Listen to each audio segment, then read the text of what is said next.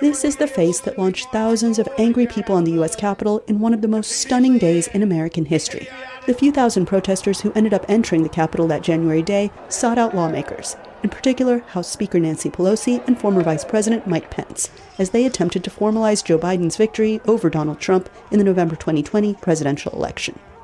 The mob erected gallows, assaulted police and journalists, vandalized, and looted offices. The violence and chaos left 5 people dead, wounded 138 police officers, resulted in charges against more than 720 participants, and landed Trump a last-minute impeachment, his second, just days before he left office. Trump maintains the poll was rigged in the face of overwhelming evidence that there was no election fraud, as do some of his supporters, who continue to attend his post-presidential rallies. I'm here to see our rightful president that actually won this election, and I just want to hear what he has to say. Trump was planning to address his followers again this coming January 6th, but he canceled the event and says he'll instead address his followers at a rally planned for January 15th in Arizona. Observers say he's been busy all year trying to influence sympathetic lawmakers. So he's trying to limit voting access in states that have diverse populations or ever more diverse populations like Georgia and Texas. He's trying to get people like Jim Jordan and Marjorie Taylor Greene, 2 members of Congress, to get them more of their own kind of people elected who will do things such as pursue policies designed to keep immigrants out of the United States, policies designed to take the United States out of its international alliances like the North Atlantic Treaty Organization. So he has an America First agenda, he has an ego agenda, and he has an agenda about trying to rewrite history to match his false narrative, and he's pursuing that every day. If anything, says analyst Suzanne Spalding, who leads the Defending Democratic Institutions project at the Center for Strategic and International Studies, this galvanizing event has only further divided the United States politically. Republicans who spoke out against Trump right after January 6th seem to have gone silent in the past year. More troubling, she said, polls show that 1 in 3 Americans believes violence against the government is justified. This seems to have given Trump fuel.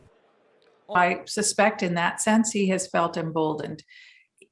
I think there was, again, in the very first hours after that, those events, a sense among some of the Republican members of Congress that perhaps he had gone too far, and that they thought they had some breathing room to distance themselves. And unfortunately, what seems to have happened is that he has not lost his grip on the Republican Party.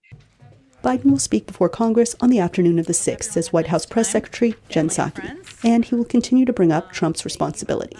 I don't think we've held back on this front. I mean, President Trump's role in subverting our Constitution, attempting to block the peaceful transfer of power, and defending a mob that attacked our Capitol and law enforcement has been well documented.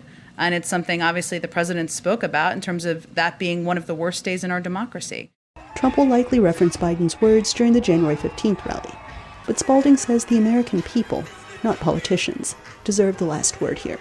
I'm always struck by our national anthem, the words that we sing at ballparks and sport arenas all around the country. That starts with a question and ends with a question.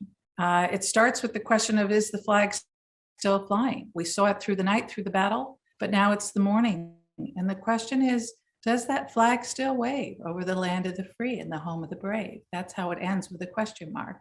And all of us must be part of making sure that answer every day is yes. So, a year later, which flag is it going to be? Anita Powell, VOA News, Washington.